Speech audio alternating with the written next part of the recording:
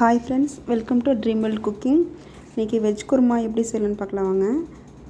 குக்கரில் கொஞ்சமாக எண்ணெய் ஊற்றிங்க, பட்டை 2, அப்புறம் ஒரு கிராம்பு, ஏலக்காய், கொஞ்சமாக சோம்பு, பிரியாணி இலை போட்டு தாளிச்சிட்டு பெரிய வெங்காயம், பச்சை மிளகாய் போட்டு நல்லா வதக்கிடுங்க. இஞ்சி பூண்டு பேஸ்ட் கொஞ்சம் போட்டு அதையும் நல்லா வதக்கிட்டு தக்காளி கொஞ்சம் ஆட் பண்ணிக்கலாங்க. ஒரு 3 தக்காளி போட்டிருக்கேங்க. போட்டு வதங்கினதும் கொஞ்சம் உப்பு போட்டுக்கலாம். போட்டு நல்லா கொஞ்சம் வதங்கினதுக்கப்புறம் நம்ம கட் பண்ணி வச்சுருக்கிற கேரட்டு, பீன்ஸு, உருளைக்கிழங்கு நான் 3 எடுத்துருக்கேங்க. இதையும் போட்டு ஆட் பண்ணி நல்லா வதக்கிடலாங்க கொஞ்சம் நேரம். கறி மசாலா தூள், சிக்கன் மசாலா, கொஞ்சமாக தனி மிளகாத்தூள் 3 கலந்துட்டு நல்லா வதக்கி விடுவாங்க. இப்போ தேங்காய், கொஞ்சமாக சீரகம், இந்த சோம்பு, ஒரே ஒரு பட்டைங்க, கொஞ்சமாக வறுகடலை போட்டு நல்லா பேஸ்ட்டாக அரைச்சி இதையும் நம்ம அந்த கிரேவியில் ஊற்றி கலக்கிடலாங்க.